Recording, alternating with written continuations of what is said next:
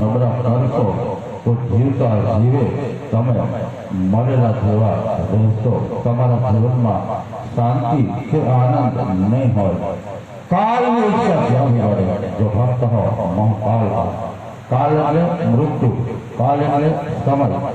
ગમે તેવો સમય અથવા મૃત્યુ પણ જો સામે હોય, પરંતુ આપણી પાસે સત્ય હોય અને આપણું કર્મ જો સારું હોય તો આપણને મોક્ષ ગતિ પ્રાપ્ત થવાની જ છે.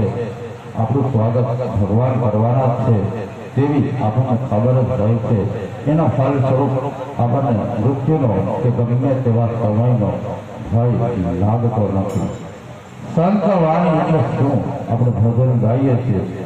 જે કોઈ પણ સંત હોય, સત્યના રસ્તે ચાલતા હોય અને એનો કોઈ પણ મંત્ર જાપના આધારે ભગવાનની પાસે તેનું વજન વધે, એટલે મંત્ર ને આધીન જે આહવાન દેવતા હોય તે બોલવાનું શરૂ કરે છે.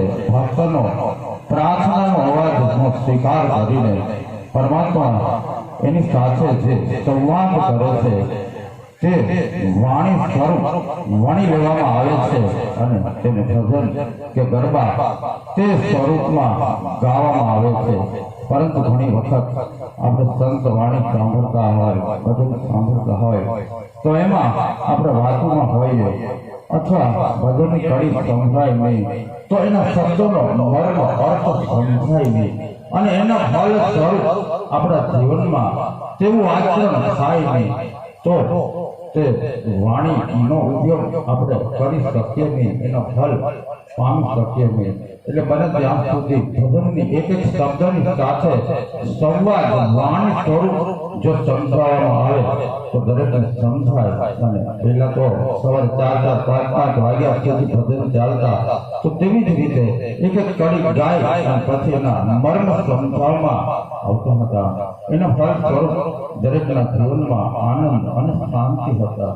અત્યારે માણસો પાસે વૈભવ ખૂબ જ વધી ગયો છે, પણ અસુરી લક્ષ્મી ખરાબ કર્મ એનો ફળ સ્વરૂપ આપણા જીવનમાં વૈભવ તો ખૂબ જ આવે છે, પણ શાંતિ અને આનંદ છીનવાઈ જાય છે. તો જીવનમાં બીજું કાંઈ તમને આવડે નહીં તો કાંઈ નહીં, પણ કોઈનું દિલ દુખાવવું નહીં, કોઈનું નુકસાન કરવું નહીં.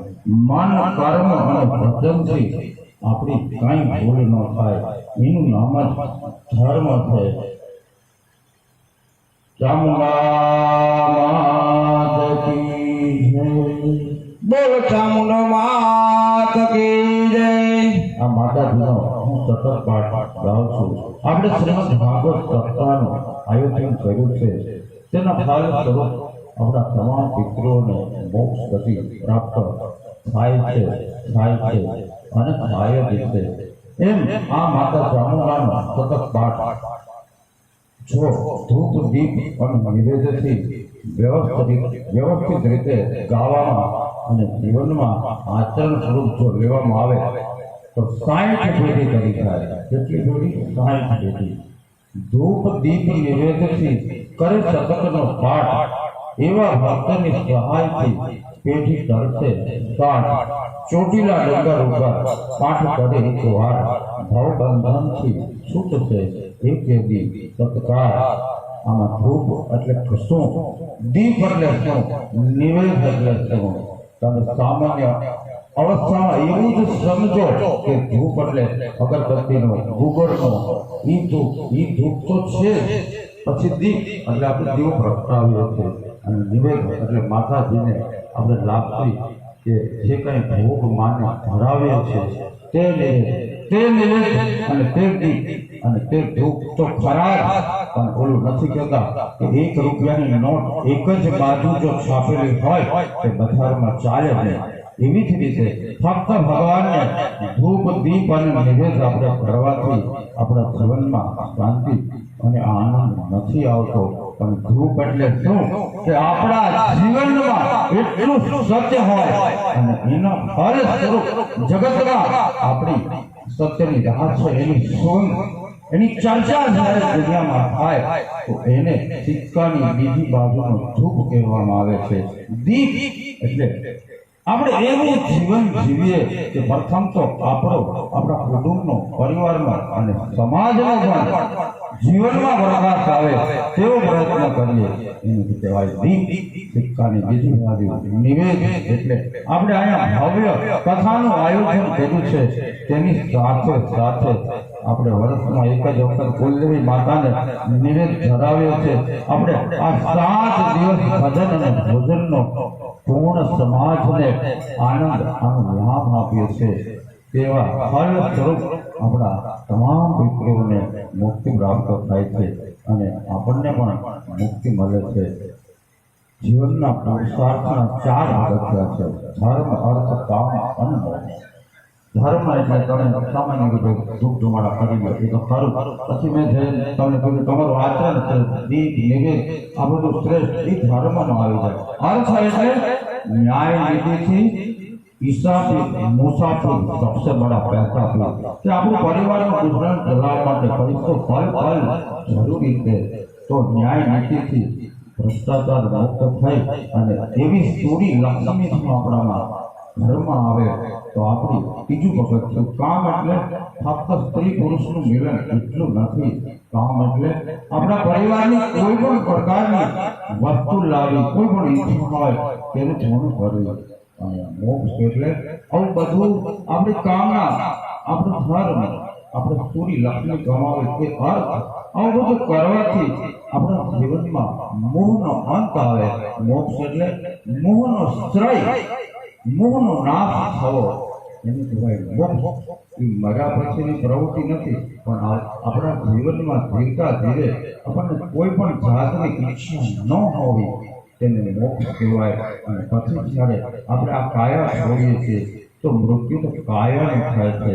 આત્મા તો અભય અને અમર છે. આત્માની સાથે મનરૂપી જીવાત્મા પરમાત્માની પાસે જાય છે. અને પરમાત્મા ત્યારે એક નિરંજન નિરાકાર સ્વરૂપમાં આકાશ વને છે. ફક્ત આનંદ સ્વરૂપ તે આત્મા જીવાત્માની સાથે સંવાદ કરે છે અને કહે છે કે હે જીવાત્મા, તને મેં માનવ કાયા ભાડાનું મકાન છે આપ્યું હતું. તેના ફલસ્વરૂપ તને હવે કાંઈ ફરિયાદ છે, તારી કાંઈ ઈચ્છા છે તો આપણે જીવનમાં આ જીવતા જીવે મોહનો અંત ન આવ્યો હોય તો આપણે કહીએ કે મારા દીકરાના લગ્ન બાકી છે, મારે એક મકાન કરવું છે, મારે એક ફેક્ટરી કરવી છે, મારે એક ફોરવ્હીલ લેવું છે. દરેક વ્યક્તિની અલગ અલગ ઈચ્છા હોય. એમ તે ઈચ્છા પરમાત્મા અમુક સમયના અંતરે પૂરી કરે છે. અને આપણને જો આપણે જીવનમાં આ બહુ જ વિચારવા જેવું છે, અપનાવવા જેવું છે કે તમે મારી સામે બેઠા છો, અત્યારે ભગવાનની વાણી, સંત વાણી હું બોલું છું તો તમને આનંદ આવે છે, પણ અહીંથી જેવું તેવું બોલે તો દુઃખ થાય. એમ આપણે ખાલી બોલવાથી કોઈને નુકસાન કરીએ તો દુઃખ થાય. એમ આપણે આપણા સમાજમાં કોઈ પણ વ્યક્તિ, કોઈ પણ સમાજનો વ્યક્તિ જો નોન વેજ ખાતો હશે ને તો એના પરિવારમાં કોઈ દિવસ શાંતિ નહીં આવે. પહેલાના સમયમાં માતાજીને નિવેદ સ્વરૂપ વકરાટ પાડા ચડતા, પણ એનો હેતુ શું હતો કે એ સમયે મોગલો આપણી ઉપર યુદ્ધ કરવા માટે ચડાઈ કરતા હતા. અને એના ફલ સ્વરૂપ આપણામાં ગુસ્સો, જોશ, જનન ન હતું. એટલે આપણને મદિરાપાન અને નોન વેજ જેવી વસ્તુ મોગલોએ ખવડાવી અને આપણો ધર્મ ભ્રષ્ટ કર્યો અને આપણને ગુલામ બનાવ્યા. એટલે આપણો ધર્મ ભ્રષ્ટ ન થાય એટલે જે કોઈએ પણ પહેલા મદિરાપાન કર્યું હોય અથવા નોન વેજ ખાતી હોય તો આ ભાગવત ભગવાન આગળ જેસલ જાડેજાએ તો કેવા ગુના કર્યા હતા કે જે આપણે સપનામાં પણ વિચારી ન શકીએ. તો જો જેસલ જાડેજા પીર થઈ થતો હોય તો આ જાડેજા પરિવારના વ્યક્તિઓ એક દારૂ અને નોનવેજ ન મૂકી શકે, પોતાનો ધર્મ ભ્રષ્ટ થતા અટકાવો હોય તો આ છોડવું જ પડશે. નહીતર પરિવારની અંદર શાંતિ કોઈ દિવસ સ્થાપિત નહીં થાય. આપણે જેમ કહીએ છીએ કે ગંગામાં સ્નાન કરવાથી આપણે પવિત્ર થઈ જઈએ, ચોક્કસ પવિત્ર થઈ જઈએ છીએ, પરંતુ ત્યાં આવ્યા પછી જ્ઞાન થયા પછી સમાજમાં આવીને ભૂલ કરતો પાપ કરતો તો એને કરતા અનેક ઘણા પાપો આપણી ઉપર ચડી જશે. અમારે બોલવાનું કારણ એટલું જ છે કે પૂર્ણ રૂપે કોઈ વાતને જો સમજાવવા ન આવે તો માણસનું કોઈ વ્યસન અથવા નહીં ખાવાની વસ્તુ છૂટતી નથી. આપણે આવું સરસ ધાર્મિક કાર્ય કર્યું છે તો આ બે વસ્તુ નોનવેજ અને દારૂ જો છોડવામાં આવે તો આપણો ધર્મ ક્યાં જઈને અટકે તેની તમે કલ્પના પણ ન કરી શકો. અને જીવન અને પરિવારમાં આનંદ આનંદ અને આનંદ જ આવે. કંઈ વધારે પડતું બોલાઈ ગયું હોય તો માફ કરજો, પણ આ વસ્તુ જો અપનાવશો તો તમને ખબર પડશે કે પરમાત્મા કેટલો દૂર છે. હું તમને મંત્ર એક જ મંત્રમાં સમજાવું કે પરમાત્મા કેટલો દૂર છે. આ કોઈ ધૂણવાની વાત હું નથી કરતો, પણ મંત્ર એટલે મનને બાંધવાનું યંત્ર એટલે મંત્ર. અને મન બંધાય એટલે આપોઆપ તન બંધાય.